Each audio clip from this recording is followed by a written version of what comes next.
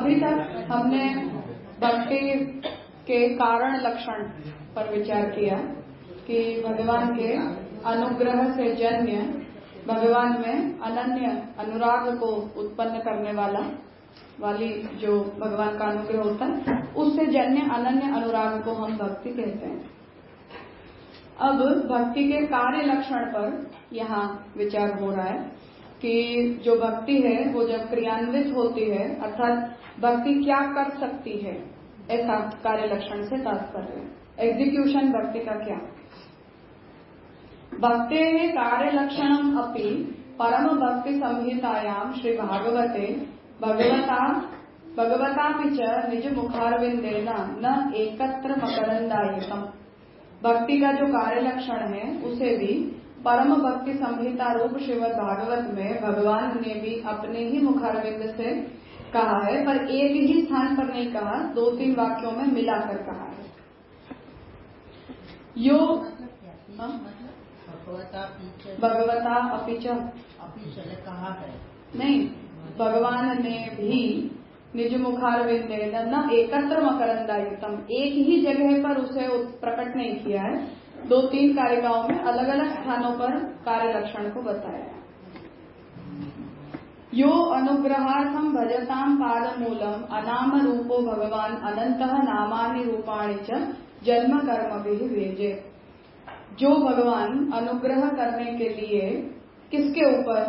अपने चरणारविंदों की भक्ति करने वाले के ऊपर। तो यो अनुग्रहार्थम भजताम पादमूलम, भगवान का अनुग्रह किसके लिए होता है?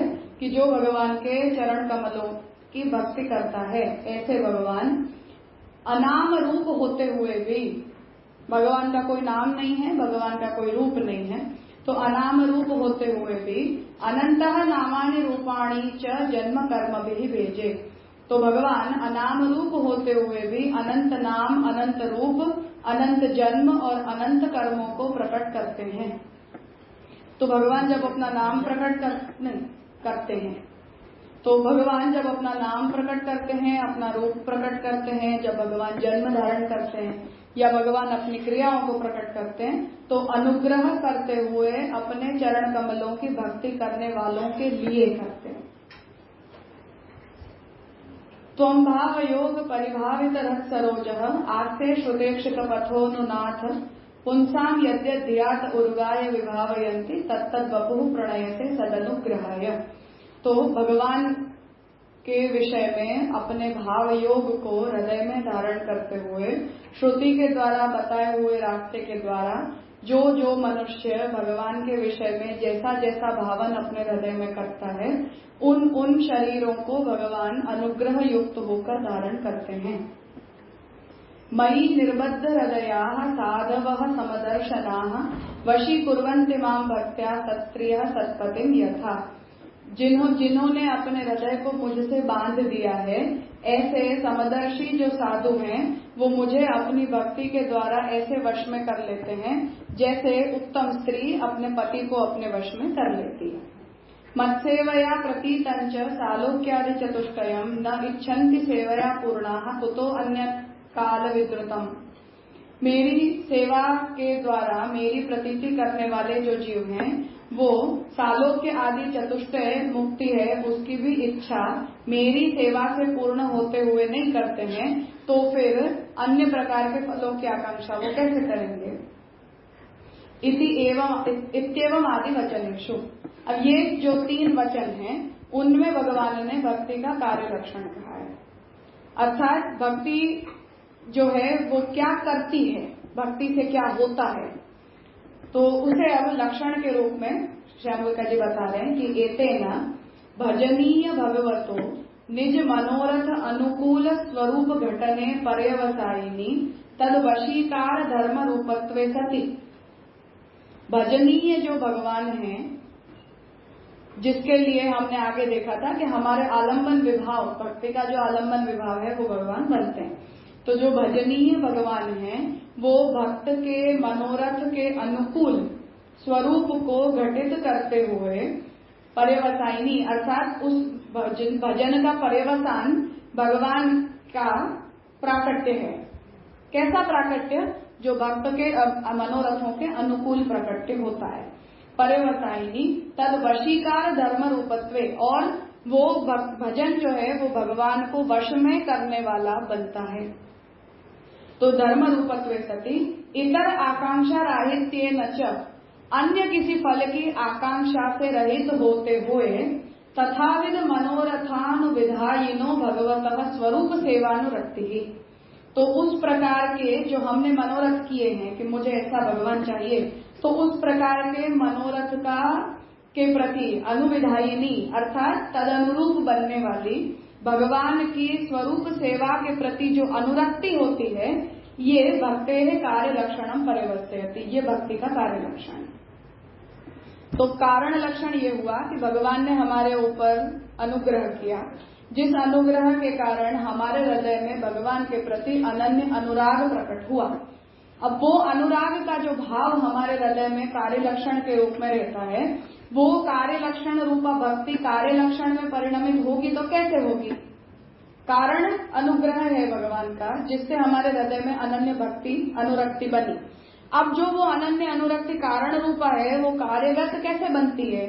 तो उसे बता रहे हैं कि वो कार्यगत इस तरह से बनती है कि हमारे भजनीय जिनके प्रति हमारा अनन्य अनुराग का भाव है, ऐसे अनन्य अनुराग वाले जो भगवान हैं, उनके विषय में हमारे हृदय में जो भी मनोरथ होता है, उस मनोरथ के अनुरूप भगवान अपने स्वरूप को बनाते हैं। उस स्वरूप के बनने पर हमारी जो भक्ति है वो भगवान को वश में करती है, इसलिए भगवान उस स्वरूप को धारण करते हैं। ठीक है, हमने भगवान को अनन्य अनुराग के द्वारा अपने वश में किया है, इसलिए भगवान हमारे मनोरथ के अनुरूप स्वरूप को धारण करने के लिए मजबूर होते हैं। जो बात हम वो वार्ता में देखते हैं कि बालकृष्ण लाल को उन्होंने मदन मोहन जी बना दिया, तो वो वशीकरण का धर्म है। ऐसा होने पर भगवान के अतिरिक्त अन्य की आकांक्षा रहित हो जाने के कारण हमारा जैसा मनोरथ है, ऐसे मनोरथ का अनुकरण करते हुए जब भगवान ने हमारे मनोरथ के अनुरूप स्वरूप धारण कर लिया, तो उस स्वरूप की सेवा में हमारी जो अनुरक्ति होती है वो भक्ति का कार्य लक्षण बना है, जिसे भागवत जी के इन तीनों श्लोकों से भगवान ने बोला। तो वो तीनों श्लोकों में जो आज्ञा भगवान कर रहे हैं, इन तीनों श्लोकों की संगति से भक्ति का ये कार्य लक्षण बन रहा है। तो जैसे भगवान ने ये बात कही कि वैसे मेरा कोई नाम और रूप नहीं होता, पर भक्त के लिए मैं नाम, रूप, कर्म और जन्म को धारण कर लेता हूँ। एडिशनली वो भी मैं ऐसे करता हूँ जैसा मेरा भक्त चाहता है। तो जैसा जैसा तुम भाव करोगे, ऐसे ऐसे रूपों को भगवान धारण करके तुम्हारे ऊपर अनुग्रह करने के लिए ऐसा रूप धारण करते हैं। और तीसरी बात जो भगवान ने कही वो ये कही कि वो मुझे वश में कर लेते हैं, जैसे सत्स्त्री सत्पति को वश में करती है। और ऐसा जो भक्त है वो मेरी सेवा की प्रतीति करते हुए सालोक्य आदि चतुष्टय मुक्ति कोई भी चाह नहीं रखता और मेरी सेवा से पूर्ण होते हुए भक्ति परायण बनता है। तो ये तीन बातें जो भगवान ने कही है, उन तीनों का हम यदि संकलन करते हैं तो ये भक्ति का कार्य लक्षण बनता है। अनुरक्ति आसक्ति दोनों अलग है। हाँ, अलग है। अनुरक्ति का प्रेम में लिया हमने, आएगा तब देख लेंगे। तो ये कार्य लक्षण स्पष्ट है। फिर से देख लो, कुछ समस्या है तो है। बढ़िया।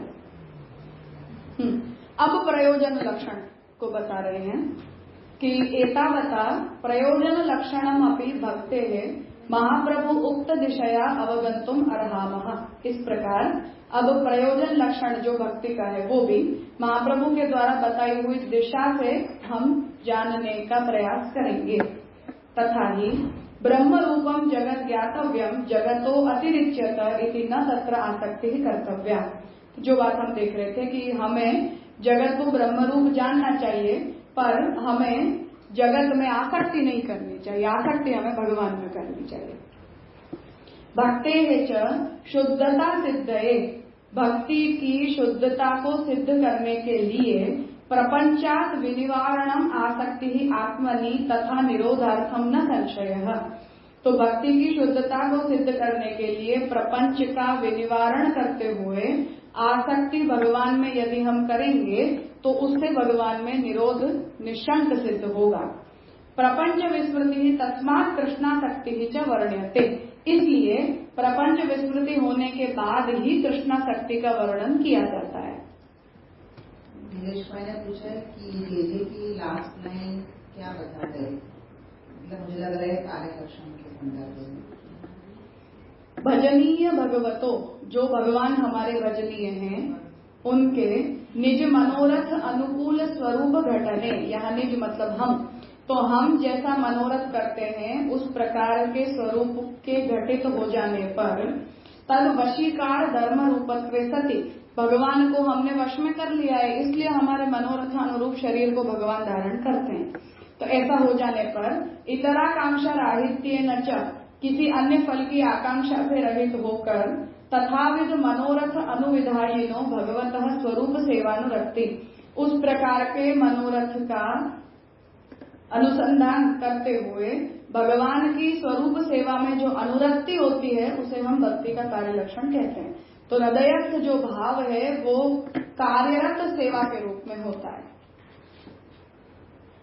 मुझे ये समझ नहीं है कि प्रयोजन की क्यों सोचना है, जब आगे हमने देखा कारण लक्षण में कि सब कुछ भगवान बने हैं, तो उनका है तो उनको देना है जो था, तो कारण और प्रयोजन में फिर फर्क क्या हुआ?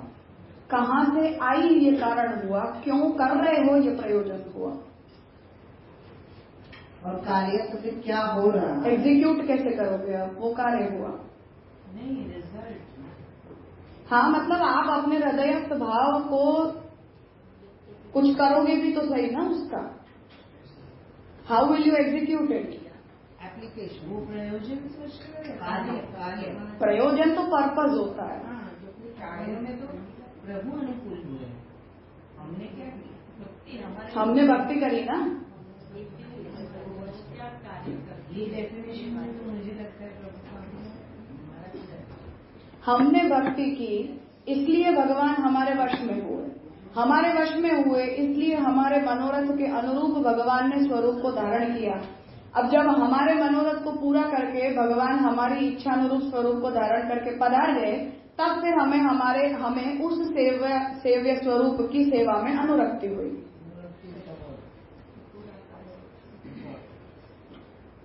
तो सेवा में जो अनुरक्ति है वो भक्ति का कार्य लक्षण है। कि प्रयोजन तो वही लग रहा है कि भगवान का है, भगवान को दे रहे हैं। भक्ति हम क्यों करते हैं, स्वामी सेवक बताया कि यहाँ पे अब वो तो अभिलक्षण हमने कहाँ बनाया, बस प्रयोजन लक्षण का मतलब ये कि हम भक्ति किस लिए करते हैं, फॉर व्हाट, क्यों, ये प्रयोजन लक्षण बनेगा। कारण लक्षण का मतलब है कि भक्ति आई कहाँ से, व्हाट इज द सोर्स।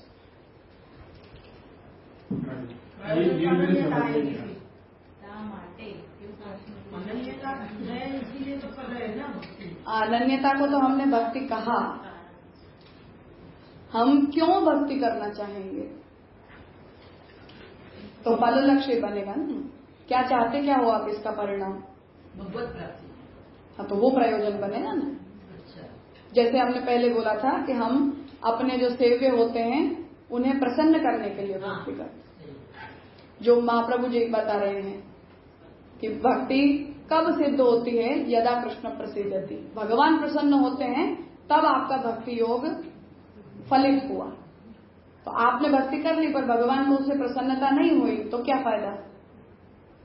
तो प्रयोजन हमारा क्या है, कृष्ण हम पर खुश हों, कृष्ण प्रसन्न हो। मैंने ये नहीं समझ में आया मुझे कि पहले हम भक्ति करते हैं कि ठाकुर जी उस भक्ति के भाव के अनुरूप स्वरूप धारण करते हैं, और लेकिन राजा हम तो अभी ऐसे समझते थे कि ठाकुर जी जैसे कि ब्रज भक्तों के प्रसंग में ठाकुर जी ने प्रकट होकर इस प्रकार की लीलाएं की, और इस लीला के व्यापार के अंतर्भूत भक्तों को ठाकुर जी में भक्ति हुई। मुझे ये नहीं समझ में आया कि ठाकुर जी के अवतार या स्वरूप देने से पहले भक्त को भक्ति, ठाकुर जी भक्ति हुई कैसे। प्रभु के स्वरूप के प्रकट होने से भक्ति होती है या अनुग्रह से भक्ति होती है। जब ये कहें कि देखो हमारी प्रोसीजर क्या है उसे आप भूल जाओ, क्योंकि हम तो सब गड़बड़ी कर रहे हैं, हम सलीके से नहीं जा रहे हैं। मतलब ये पूछना कि भक्ति होने के बाद जो ठाकुर जी यानी भक्ति के भाव के अनुरूप जो स्वरूप ले रहे हैं वो कैसे समझे, ये नहीं समझ में आया। इसीलिए मैंने कहा कि हम गोपीनाथ जी के फॉर्मेट में चलते हैं कि पहले आप सप्तदा करते हो, फिर आप नवदा करते हो। तो ऐसा समझ लो कि हम पंचदेवोपासक व्यक्ति हैं। फिर धीरे धीरे हमने कोई सिलेक्शन किया कि हमें ऐसा अच्छा लगता है। ऐसा सिलेक्शन करने के बाद फिर हमसे ये बोला जाता है कि अब तुम शास्त्रों को पढ़ो, शास्त्रों को समझो, शास्त्रम अवगत्य, फिर तुम मन, वाणी और क्रिया से कृष्ण की सेवा को शुरू करना। तो हम शास्त्रों को पढ़ चुके, अब हमने ये निर्णय लिया कि अब हमें कृष्ण अच्छे लगते हैं, हमें कृष्ण को प्रसन्न करना है, हमें कृष्ण को प्राप्त करना है। ये जो हृदयस्थ हमारा बीज भाव था, जो भगवान के द्वारा की हुई वर्ण से या भगवान के अनुग्रह से अनन्यता के रूप में हमारे हृदय में प्रकट हुआ, वो अनन्य जो हमारी भक्ति है वो हमें भगवत सेवा करने के लिए प्रेरित करती है। वो भगवत सेवा का पहला जंक्चर ये है कि आप सोचो कि आपको कृष्ण के साथ अच्छा लगता है।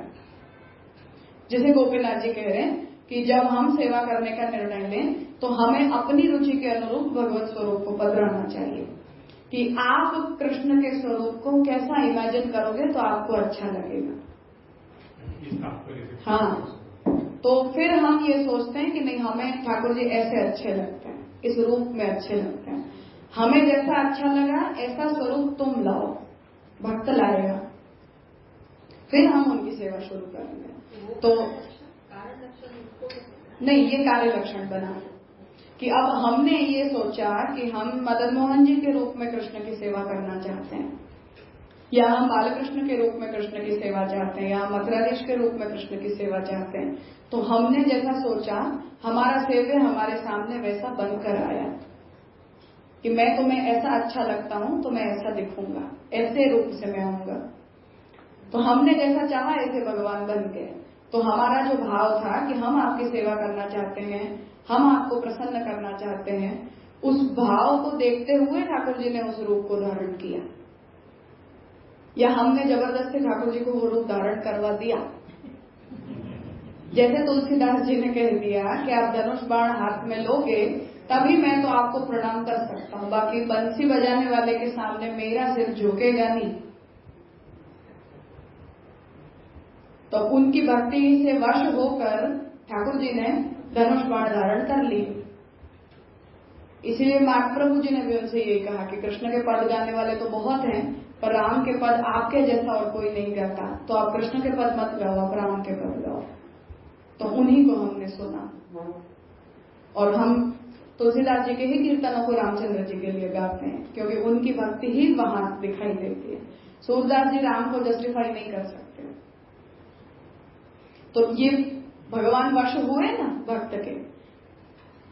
जैसा हम अपने यहाँ भी देखते हैं कि वो चंद्रमा जी की सेवा छोड़कर नहीं जाना चाहते थे, फिर भी उनसे ये बोला गया कि नहीं, जनोई के बाद श्रीनाथ जी के चरण स्पर्श करने जाने की रीत है, क्योंकि वो हमारे कुल देवता हैं। चंद्रमा जी हमारे सेव्य हैं और श्रीनाथ जी हमारे कुल देवता हैं। तो कुल देवता होने के कारण हमारी ये परंपरा है कि हम उनकी सेवा में जाते हैं, कुल का मेंबर होने के कारण। तो उन्होंने ठाकुर जी को, श्रीनाथ जी को ऐसे ही बंसी धरानी चाहिए जैसे चंद्रमा जी धराते हैं। तो गिर गई, फिर भी उन्होंने ऐसा ही किया, तो ठाकुर जी ने अपने श्रीहस्त बदल दिए। तो ये यद्यध्यात उर्गाय विभावयन्ति तत्तद् वपुः प्रणय से सदनुग्रहाय, ये हुआ ना कि भगवान ने अनुग्रहित होकर उस रूप को धारण किया जैसा तुम्हें अच्छा लगता है। तो भगवान ने अपनी चॉइस हमारे ऊपर थोपी नहीं है कि मैं तो ऐसा ही दिखता हूं, पर हमारी भावना को कंसिडर किया कि तुम्हें जैसा अच्छा लगेगा वो मैं करूंगा। तो वो इंडिपेंडेंस तो हमें सेवा करने से पहले दी जाती है कि तुम पसंद करो कि तुम्हें क्या सेवा की सेवा करनी।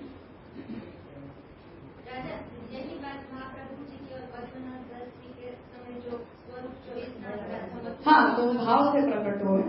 तो वही छोटे हो गए तो वही वृत्ति पूरी है। वर्णीय रूप वही है। फिर ब्रजभक्तों के प्रसंग में ये कैसे समझे? वो सब भी तो श्रुतियां थी ना, जिन्होंने ये कहा कि हम श्रुतियों के द्वारा आपका जैसा स्वरूप देखते हैं वो हमें फलित तो मिलता नहीं है। तो ठाकुर जी ने कहा कि ब्रजभक्त बन के वो फल दूंगा। वसुदेव जी ने चाहा आपके जैसा पुत्र चाहिए हमें, तो संतान के रूप में भगवान को चाहा, तो भगवान ने उसे भी पूरा किया।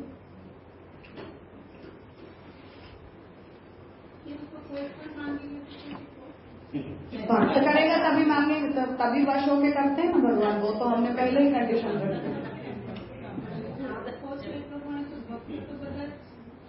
हाँ, तो वो भक्त नहीं है ऐसा तो हम कहते भी नहीं। जो भक्त होते हैं उनके लिए भगवान करते ही हैं, इसमें कोई शंका ही नहीं है। हाँ, तो અત્યારે જનરેશનમાં પોસિબલ છે વખત તો છે જો બધા કરી તો રહ્યા જ છે અનન્યતાથી જ કરી રહ્યા છે અત્યારે જે બી આપણે અહીંયા બેઠા હોય અમુક વૈષ્ણવમાં એવાથી હશે જે રીતના આપણે અમને બહુ બધા એક્ઝામ્પલ રાતના ક્લાસીસમાં આપી રહ્યા છો તો એ રીતના ભક્ત પણ હોય છે તો એ રીતના અત્યારે આધુનિક જીવનમાં એવી રીતના વિચારવાનું આવે કેમ नहीं विचारना? પોસિબલ કળિયુગ છે બધું જ નષ્ટ થઈ ગયું છે એવું પણ આવ્યું છે तो महाप्रभु जी ही कलयुग में जन्म हुए हैं। હા મહાપ્રભુજી કળિયુગ में जन्म हुए तो अगर असंभव होता तो ये मार्ग को बताने का कोई मतलब ही नहीं बन रहा था। कर सकते हैं इसीलिए तो बता रहे हैं।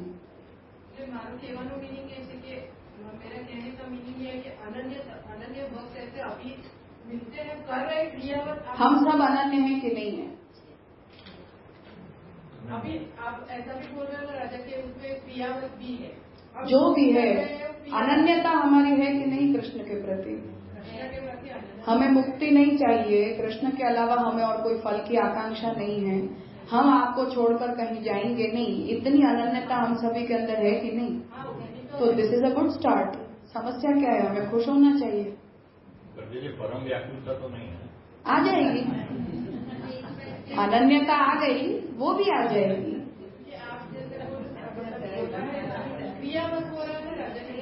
जैसे भी हो रहा है आज ठाकुर जी हमारे सभी के घर में विराज रहे हैं, हमने जैसा चाहा वैसे विराज रहे हैं, हम उन्हें जैसा रोज बना देते हैं वैसे वो खुशी खुशी बन भी जाते हैं। और क्या चाहिए किसी को? हम जो वस्त्र धरा तो धरा देते हैं, जैसे श्रृंगार हम धरा देते हैं, जो भोग धर देते हैं ठाकुर जी शांति से आरोग्य लेते हैं। और क्या चाहिए हमें? सुबह 8 बजे भी आरोग्य लेते हैं, 8 बजे भी आरोग्य लेते हैं, 2 बजे भी आरोग्य लेते हैं। तो सब कुछ इतने प्रेम से हमसे ले रहे हैं, हम खुशी खुशी कर रहे हैं, और क्या चाहिए? मतलब अनन्यता है इट्स पॉसिबल इन नाउ।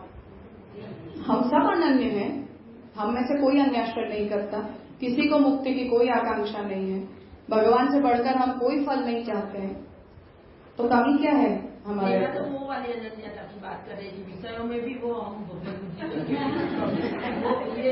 हाँ, तो कोई बात नहीं, इतने सालों की सेवा में भले हम थोड़ा बहुत मान लो असमर्पित व्यवहार करते होंगे, पर कभी न कभी हमारा मन हमें हर स्थान पर ठाकुर जी को याद दिलाता है कि नहीं दिलाता है? नहीं, किसी सुंदर फल को देखते तो ऐसा तो हमें ठाकुर जी पहले याद आते हैं ना कि हम ऐसा करें, हम उनके लिए ये लाएं, तो आता है कि नहीं आता है? तो वो क्षणिक विचार भी यदि हमारे मन में संचारी भाव तया भी आता है तो कभी वो स्थायी बन जाएगा। पर वो it is a good start, अच्छी बात है। हम उतने भी गए गुजरे नहीं है कि हमें वस्तु देख के हमारी जीभ से स्वाद निकल आए, पहले हम खाएंगे, ऐसा हमें किसी को नहीं होता। हमें आते हैं प्रभु, याद आते हैं। फिर वैसा ही कथा पक्ष में कैसे समझना चाहिए राजा? वो तो समर्पित का भाव होगा, फिर कथा पक्ष में कैसे समझना? अनन्यता तो है। हाँ, तो वो हमारी इंद्रियों का मानस विनियोग होता है।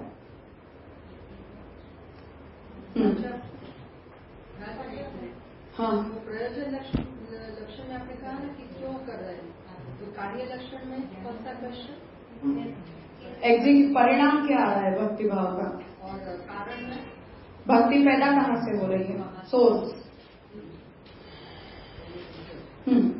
तो महाप्रभु जी प्रयोजन लक्षण के विषय में श्याम गोगा जी आज्ञा कर रहे हैं कि हम महाप्रभु जी ने जो प्रकार बताया उससे यदि देखते हैं तो महाप्रभु जी हमें दो बात कहते हैं कि जगत को हमें ब्रह्म के रूप में जानना चाहिए, पर आसक्ति हमें जगत में नहीं करके भगवान में करनी चाहिए, एक बात। और दूसरा कि भक्ति को हमें यदि शुद्ध बनाना है तो प्रपंच से उसका विनिवारण आवश्यक है। तो आसक्ति हमें भगवान में करनी है जिससे हमारा निरोध होता है, उसे ही हम प्रपंच की विस्मृति के बाद कृष्णासक्ति होती है, ऐसा हम कहते हैं। ये दो वचन है। इति वचनाभ्याम प्रपंच विस्मृति पूर्वक भगवद आसक्ति रूपत्वम ही जगति भक्तानां भगवती निरोधः। इस वचन से फलित क्या हो रहा है कि प्रपंच की विस्मृति पूर्वक भगवद आसक्ति रूप जो अवस्था होती है तो वही जगत में भक्तों का भगवान में इस प्रकार से निरोध होता है। तो जगत में रहने वाले जो भक्त हैं वो जब जगत को विस्मृत करते हैं, प्रपंच को विस्मृत करते हैं और भगवान में आसक्त होते हैं, तब उनका निरोध होता है। इति प्रयोजन लक्षणमपि स्पष्टम। तो हमारा प्रयोजन क्या है कि जगत से हमारी आसक्ति की निवृत्ति हो और भगवान में हमारे निरोध की सिद्धि हो। तो हम जब भक्ति करते हैं तो भक्ति में हमारा प्रयोजन ये है कि जगत की में रही हुई हमारी आसक्ति निवृत्त हो और भगवान में हमारी आसक्ति की सिद्धि हो, जिसे हम निरोध कहें। ये हमारा प्रयोजन है। तदेतत् प्रार्थितम वृत्रेण, यही प्रार्थना वृत्रासुर ने भी की है।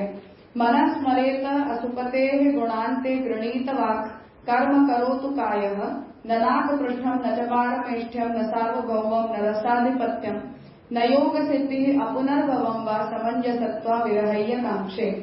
तो यही बात वृत्रासुर भी भगवान से मांग रहे हैं कि मेरा मन हमेशा आपके ही गुणों का स्मरण करता रहे, मेरी जो काया है वो हमेशा आपके लिए ही कर्म करने वाली बने और आपको छोड़कर मुझे न तो उत्तम फलों की कोई आकांक्षा है, न इस ब्रह्मांड के राज्य की मुझे कोई आकांक्षा है और न ही रसाधिपति मुझे बनने की कोई आकांक्षा है, न तो मुझे योग की कोई सिद्धि चाहिए और न मुझे अपुनर्भव मुक्ति ही मुझे चाहिए।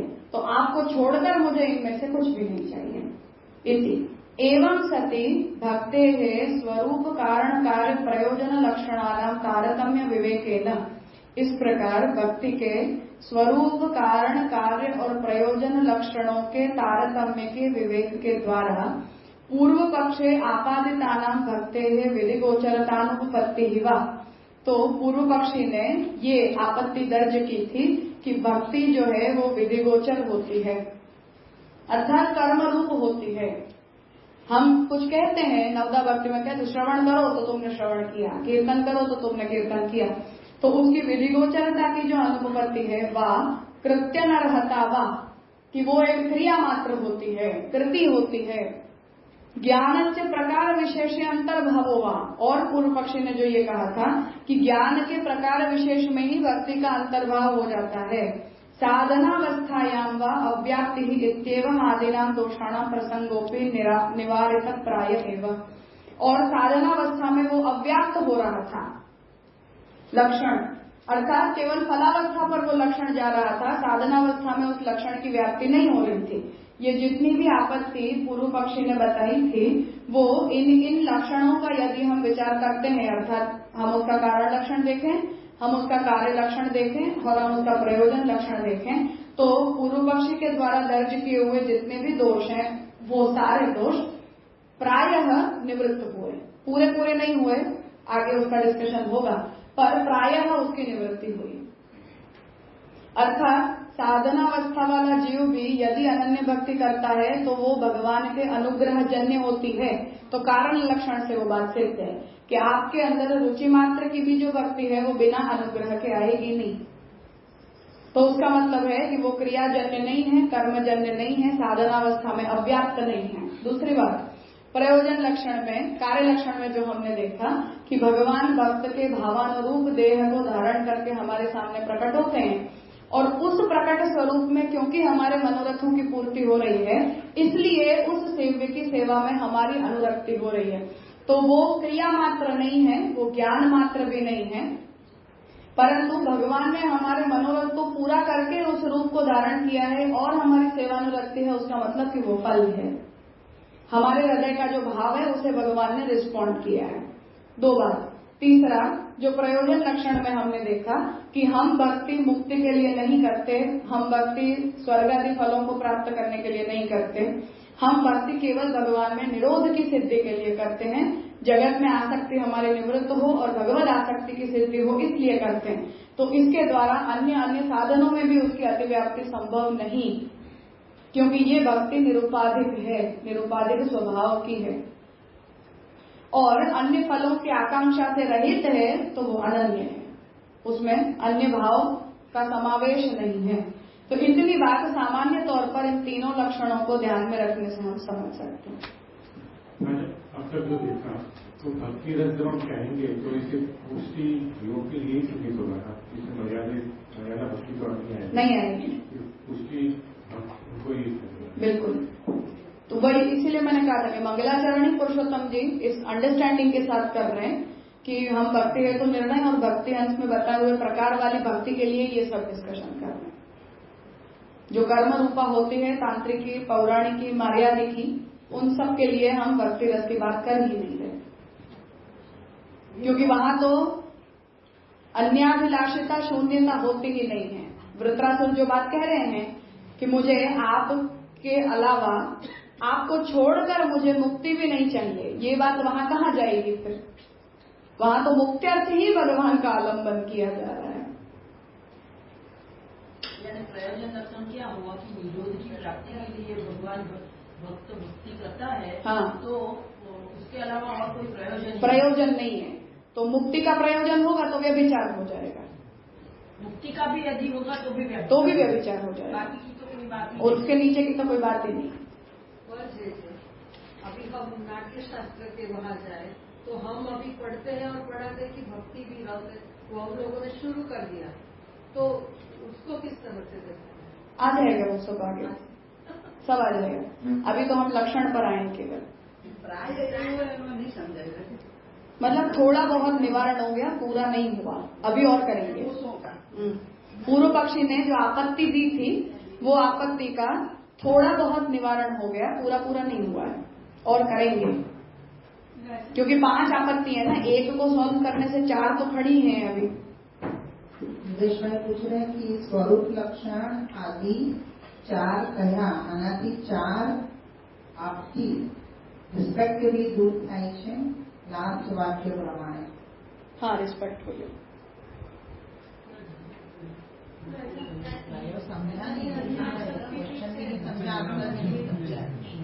मतलब कि पहले हमने जितने भी लक्षण भक्ति के बनाए थे, वहां जितने भी दोष आए थे, वो सब दोषों का निवारण इन तीनों लक्षणों को बनाने से हो गया।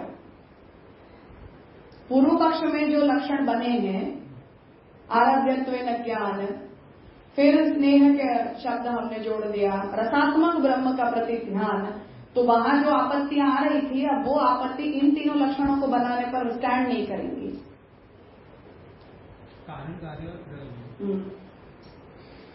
भाई को स्वरूप लक्षण नहीं क्लैरिफाई हुआ, स्वरूप लक्षण बना ही नहीं है। इन तीनों से भक्ति का स्वरूप स्पष्ट हो रहा है कि नहीं हो रहा है? वो 3 लक्षण से स्वरूप सिद्धि है भक्ति की। क्योंकि इसमें एक शब्द ऐसा आया, मैंने भी देखा, स्वरूप, कार्य, कारण, प्रयोजन। हाँ, तो वही तो मैं कह रही हूँ कि कार्य, कारण और प्रयोजन लक्षण जब हमने बनाए तो भक्ति का एक फॉर्मेट हमारे सामने बन गया कि नहीं बन गया? वो स्वरूप बन गया। कि अब हमसे कोई ये पूछे कि आप जो भक्ति को बोल रहे हो वो भक्ति का फॉर्मेट क्या, वो भक्ति का स्वरूप क्या, तो हम इन तीनों लक्षणों को बोलेंगे तो भक्ति स्वरूप सिद्ध है ना।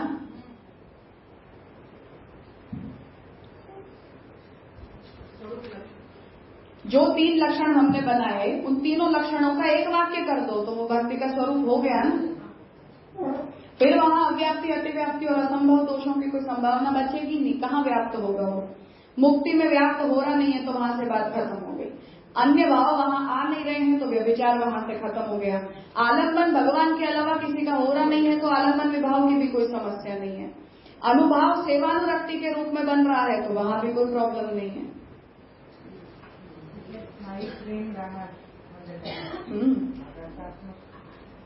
वो हम आगे करेंगे।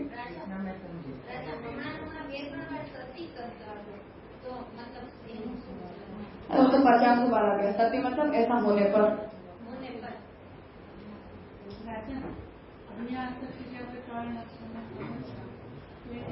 નવરત્નની આપણે ઠાકોરજીએ જે અવતાર કાળમાં જે રીતે દૂર કરી એ રીતે मुझे समझ नहीं आया। એમ કહું છું કે આપણે જે કાળ લક્ષણમાં જે અનન્ય આસક્તિ જોઈ, અનન્ય નહીં, અન્ય આસક્તિ, તો એને આપણે નવરત્ન અને જે ઠાકોરજી અવતાર કાળમાં પ્રગટ થયા તો ત્યારે ગોપીજનો પણ અન્ય આસક્ત હતા, તો પ્રભુએ જે લીલા કરી અને એની જાતે દૂર કરી. તો અત્યારે આપણને પણ એમ થાય કે આપણે ભક્તિ તો કરી રહ્યા છીએ પણ આપણે કઈ જઈ રહ્યા છીએ ખબર નથી, આપણી ભક્તિ ક્રિયા વચ્ચે પણ ત્યાં બધી ડિસ્કસ ઘણી બધી થઈ આપણે એમ, તો એને આપણે આ રીતે વિચારી શકીએ ને કે पहली बात यह है कि श्याम काका जी ने उस अन्य शब्द को इस अर्थ में इंटरप्रेट ही नहीं किया है। अन्य शब्द का मतलब जागतिक पदार्थों की अन्यता का विचार, उस तत्व दृष्टि से श्याम काका जी वहां अनन्यता को ला रहे हैं। मतलब कि कृष्ण से भिन्न कुछ भी नहीं होता, सब कुछ कृष्ण ही बने हुए हैं। इस भाव को श्याम काका जी ने अनन्य कहा है। उन्होंने वाइडर सर्कल ले लिया, कृष्ण के अलावा कोई, ऐसा उसका मतलब नहीं ले रहे हैं। तो इसका तो कोई भी कुछ भी अर्थ निकाल सकता है। जब हमें कोई भी पदार्थ वस्तु अच्छी लगती है तो हम अच्छा सोचते हैं, उसके लिए नहीं लगती तो फिर उसके लिए बुरा सोचते, लेकिन वही वो भगवत बुद्धि सब में तो रहती नहीं है, फिर भी हमारे व्यवहार में तो ये तो होता ही नहीं है, कोई कुछ भी कर ले तो हमें उसे लाना चाहिए। वही कह रहे हैं कि तो फिर तो भगवान वही करेंगे, क्योंकि अपन कर रहे वो कौन नहीं करेगा। यहाँ ये बोला जा रहा है कि जो अनन्य भक्त होता है उसे भगवान के अतिरिक्त कुछ भी दिखाई नहीं देता। दूसरी बात, जो बात महाप्रभु जी कह रहे हैं, जो शंकराचार्य जी के साथ महाप्रभु जी की सबसे बड़ी प्रॉब्लम है कि आप जगत का द्वेष करते हो तो आप भगवान का द्वेष करते हो, क्योंकि इस रूप को धारण किया किसने? कृष्ण ने किया है। तो यदि आपको कृष्ण से प्रेम है तो कृष्ण की कृति से भी आपको प्रेम होना चाहिए। जो कृष्ण ने बनाया है उसे जैसा बनाया है उससे भी आपको उतना ही प्रेम होना चाहिए, क्योंकि उसने बनाया है जिससे आप प्रेम करते हो। और फिर भी ये दृष्टि डेवलप ना हो फिर भी शायद, तो फिर इसका क्या रिजल्ट? तो भक्ति में बाधा करेगा। लेकिन एक बात मैं भी इसी तस्वीर में कहना चाहती हूँ कि ये अवस्था हमने जब सर्वात्म भाव की अवस्था है तब सोची थी। अभी तक की हमारी जो एक्सरसाइज है इसमें हमने ऐसा सोचा कि जब सर्वात्म भाव हो जाए तब हमें जगत भगवत रूप और या तो भगवत लीला, यहाँ साक्षात्कार को बोला नहीं, लेकिन ये दृष्टि तो स्वामी सेवक के भाव से ही करनी है, साक्षात्कार वाली बात नहीं है, तो ये दृष्टि नहीं आएगी। अनन्यता की बुद्धि के लिए कहा जा रहा है केवल। ये आज पहली बार हमने सब पढ़ा। हाँ तो कोई बात नहीं, पर श्याम काका जी अनन्यता को इसी तरह से ले रहे हैं। हाँ, लेकिन ये बहुत हायर लेवल की बात है। हाँ तो कोई बात नहीं, पर अब हमें इसे समझने की कोशिश तो करनी चाहिए ना। वो श्याम काका जी इसलिए कर रहे हैं क्योंकि एकादश स्कंद के वचन से यही अर्थ निकलेगा। जब भगवान ये कह रहे हैं कि अनन्य भक्ति के द्वारा ही तुम मुझे देख सकते हो, पा सकते हो और समझ सकते हो, अब उसका एग्जीक्यूशन क्या हुआ कि भगवान ने अर्जुन को वो दिखाया। अब जब भगवान दिखा रहे हैं तो यदि वहां अनन्यता का मतलब एक निष्ठ होना ऐसा होता तो विश्व रूप को दिखाने का कोई प्रयोजन ही नहीं है। एक निष्ठ तो अर्जुन वैसे ही है। मैं ये बोल रही हूँ, श्याम काका जी यहाँ से वो बात ला रहे हैं कि हम यदि विश्वरूप दर्शन योग में से इस श्लोक को निकाल दें, हटा दें और अनन्य भक्ति शब्द का हम अर्थ करेंगे तो एक अर्थ बनेगा, और अध्याय की संगति से हम उसका अर्थ लेंगे तो ये अर्थ नहीं निकल सकता है कि वहां भगवान एक निष्ठा की बात कर रहे हैं, क्योंकि एक निष्ठ तो अर्जुन विषाद योग से ही है।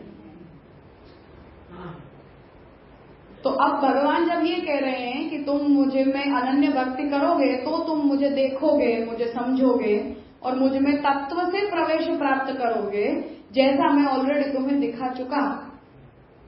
तब वहां अनन्य शब्द का मतलब हम एक निष्ठा नहीं ले सकते, वो संगति गलत जाएगी, विसंगत होगा वो अर्थ। क्योंकि आपने दिखाया क्या है, जगत रूप दिखाया। श्याम का जी में लौटा जागतिक पदार्थ में आप व्यक्ति विशेष को भी लेते हैं? सब कुछ, हर चीज, चींटी से लेके हाथी पर्यंत, पृथ्वी लोक से लेके ब्रह्मांड पर्यंत, सब कुछ। ये दृष्टिकोण ना हो तो फिर तो ब्रह्म भगवान और परमात्मा में द्वैत हो रहा है। द्वैत हो जाएगा।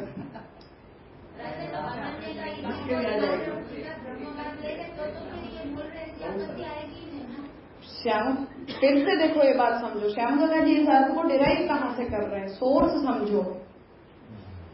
ये वहां से डिराइव हो रहा है जहां गीता जी में ये श्लोक आ रहा है। भगवान इस श्लोक को भक्ति योग में नहीं कह रहे हैं। प्लेसमेंट कहाँ है इस श्लोक की? इस श्लोक की प्लेसमेंट है विश्व रूप दर्शन योग में। और ये श्लोक कब बोला जा रहा है? जब भगवान ने अर्जुन को अपना स्वरूप दिखा दिया ऑलरेडी। 53 नंबर का श्लोक है, 54 और 55 पे भगवान मत कर्म मत परमो भव बोल रहे हैं। तो उपसंहार में ये पूरी बात आ रही है। और उपक्रम कहाँ से हुआ कि मैं तुम्हें मेरा ऐसा रूप दिखा रहा हूं और उसके लिए मैं तुम्हें दिव्य दृष्टि दे रहा हूं। अब भगवान ने वो पूरा रूप दिखा दिया, फिर भगवान ये कह रहे हैं कि तूने मुझे जैसा देखा वो अनन्य भक्ति योग के अलावा कोई और प्रकार से देख नहीं सकता है। अब यहाँ अनन्य शब्द को हम एक निष्ठा में लेके जाएंगे तो वहां उसकी प्लेसमेंट ही गलत हो रही है। क्योंकि एक निष्ठ तो अर्जुन विषाद योग से ही चले आ रहे हैं, अब उससे ये बात कहने की कोई जरूरत ही नहीं है। अगर वो अनन्य नहीं होते तो ये दर्शन ही नहीं होता। वहां से शंकर इस बात को ला रहे हैं कि भगवान ये क्लॉज रख रहे हैं कि मैंने तुम्हें ये रूप दिखाया क्यों? क्योंकि तू मेरा अनन्य भक्त है।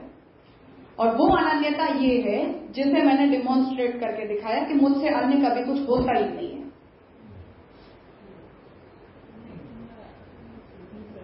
भक्ति वहां से निकल रही है। तो प्लेसमेंट जो है ना उसकी, वो अगर कोई दूसरे अध्याय में होती तो वहां अनन्यता का मतलब हम एक निष्ठा ले सकते थे, पर वहां भगवान ने उसे अव्यभिचारी भक्ति योग बोला है। ऐसा भक्ति योग कि जिसमें कोई व्यभिचार न हो। तो भगवान दूसरे अध्यायों में जब एकनिष्ठ बोलना चाह रहे हैं या उसके स्वरूप को डेमोन्स्ट्रेट करना चाह रहे हैं तो वहां भगवान अव्यभिचारी भक्ति योग इस शब्द का उपयोग कर रहे हैं, अनन्य भक्ति योग शब्द का उपयोग नहीं कर रहे। इसलिए शंकर जी इस अर्थ को ला रहे हैं कि ये इसकी प्लेसमेंट अगर एकादश अध्याय के अंदर आ रही है तो आप अनन्य शब्द का मतलब एक निष्ठ नहीं ले सकते।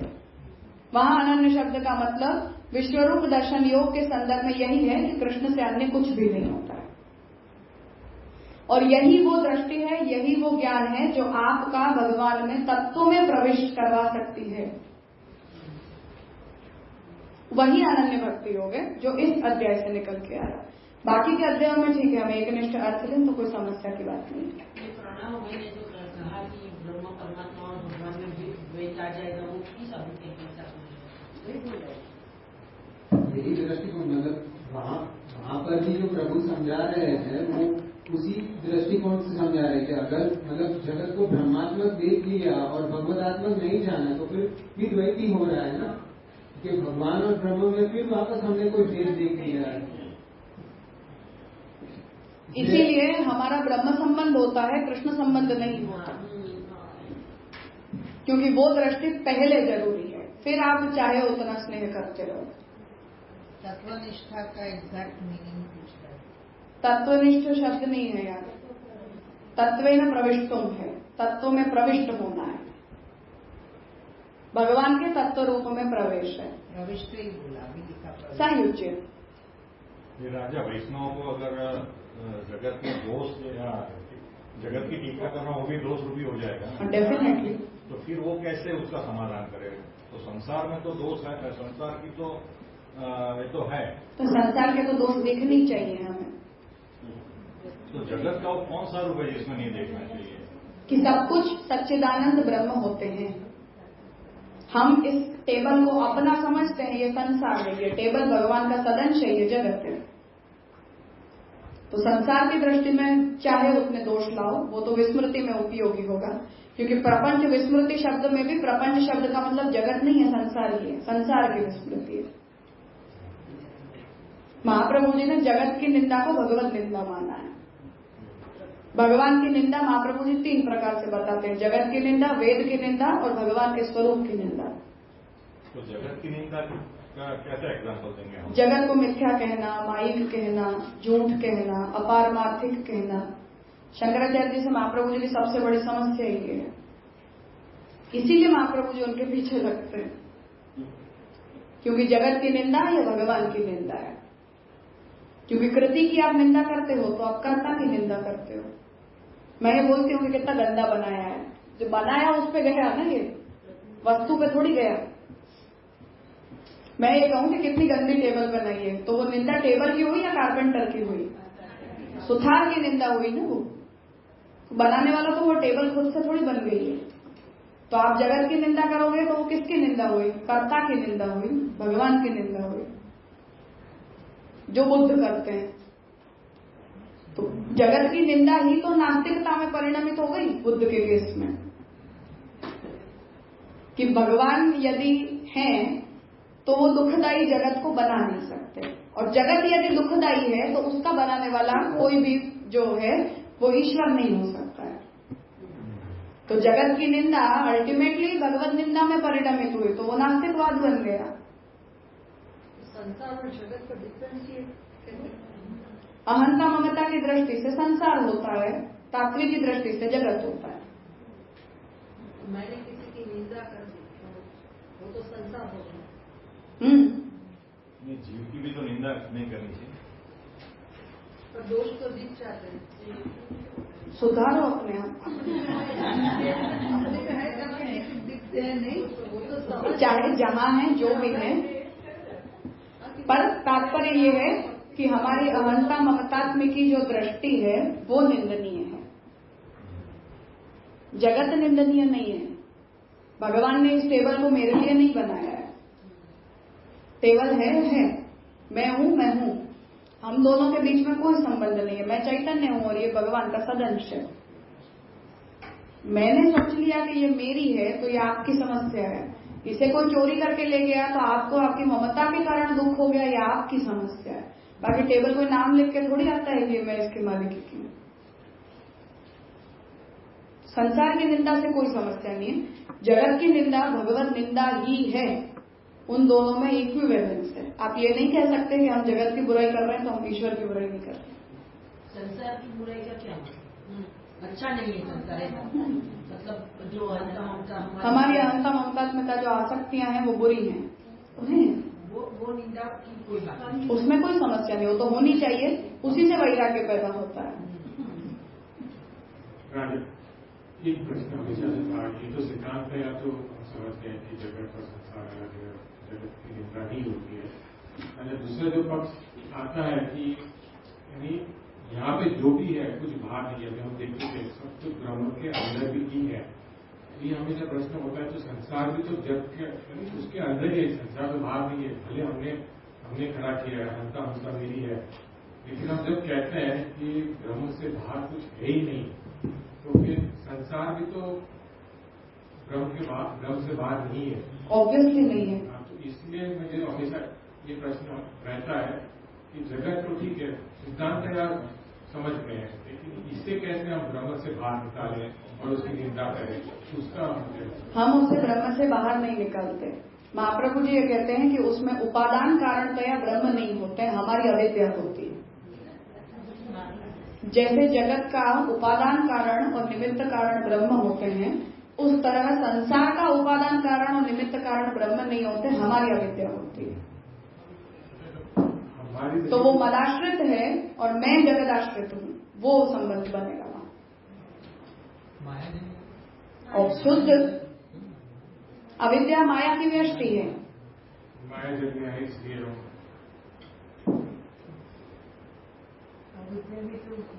जैसे हम ये कहें कि मेरी टेबल को चोरी करके ले गया, तब मुझे दुख हो रहा है, तो ये प्रश्न है कि टेबल आपकी हुई कब?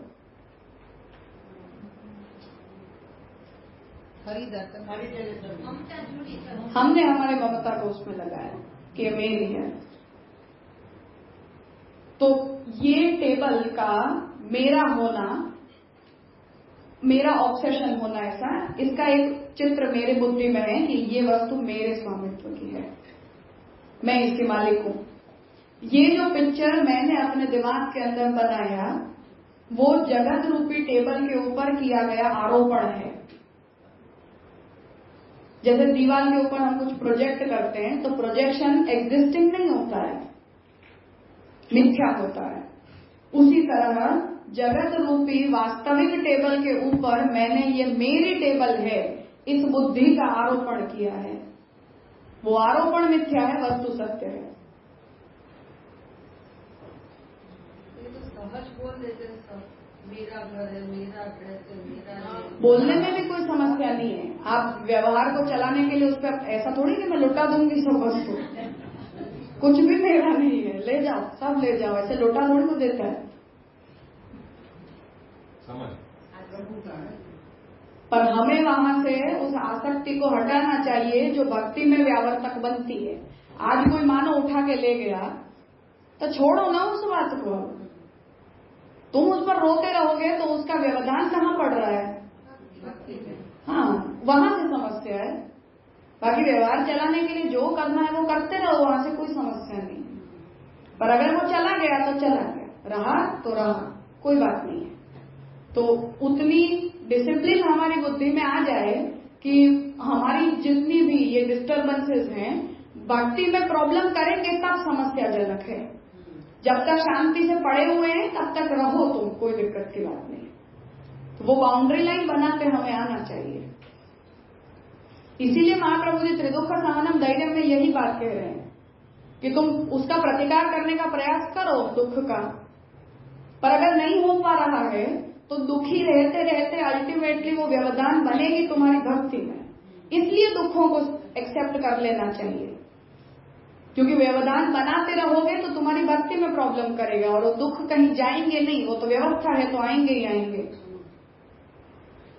तो दुख है वो जगत की व्यवस्था है, चक्रवत परिवर्तन थे सुखानी च दुखानी च, तो पहिए की तरह घूमता ही रहेगा।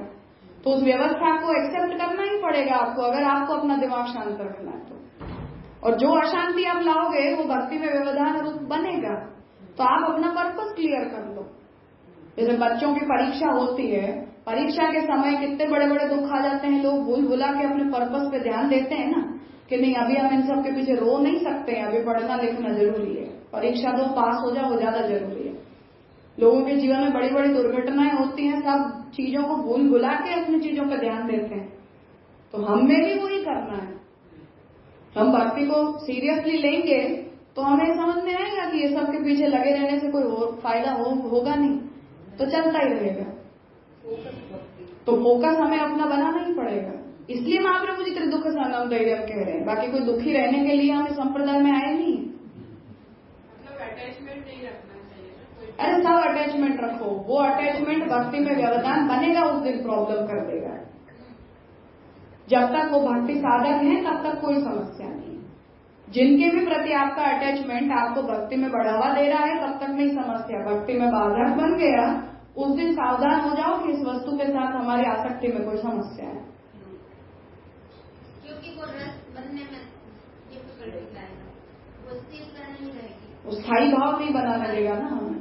तो वो नाट्य तैयार करने में थोड़ा बिल्कुल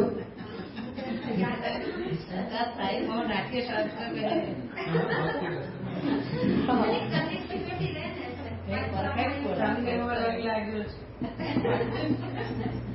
अरे तो थियरी पढ़ो, थोड़ी काम आएगी।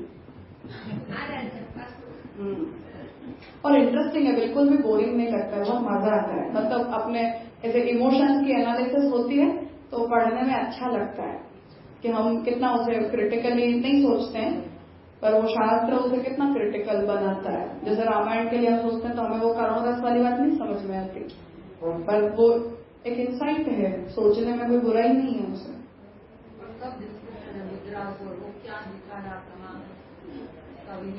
हाँ, तो थोड़ी हमें व्यवहार करना ज्यादा अच्छा आता है। पहले जब अन्य का जो डेफिनेशन बताया है वो डेफिनेशन लेके चले कि संसार जैसा कुछ रहेगा नहीं रहेगा, जगत रह जाएगा, लेकिन वो जो अन्यथा की डेफिनेशन लेकर चले तब संसार तो नहीं रहेगा। संसार जैसा कुछ है ही नहीं।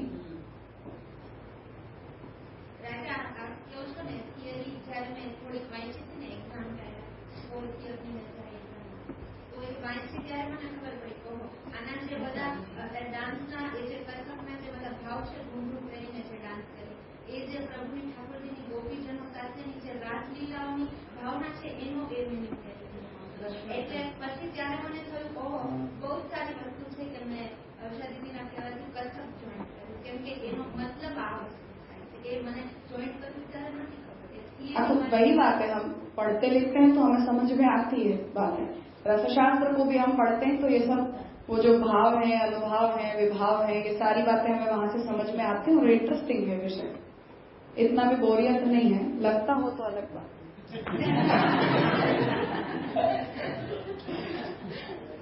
ठीक है, वो अवस्था जन्य होता है, हम भी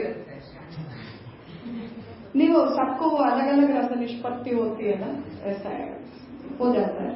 और विज्ञान छात्र मतलब बोरिंग लग जाए तो टू मच हो जाता है। ठीक है, तो यहाँ हम रखें आज, आगे फिर वो विषय शुरू हो रहा है तो आज हम अपनी समय मर्यादा में उसे कर नहीं पाएंगे। तो भी कंटिन्यूड, जल्दी मिलेंगे, दोबारा मिलेंगे, ज्यादा मिलेंगे। 20, 21, 22 सितंबर।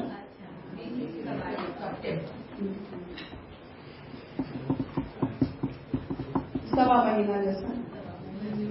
जन्माष्टमी में एकदम आनंद से सब रस ले लो।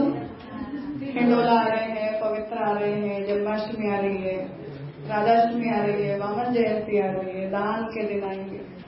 खूब रस ले लो सारे, फिर हम शांति से सोचते रहेंगे कि हमने क्या किया। ठीक है, तो आज यहाँ रखते हैं और सितंबर में फिर इस विषय को आगे लेंगे।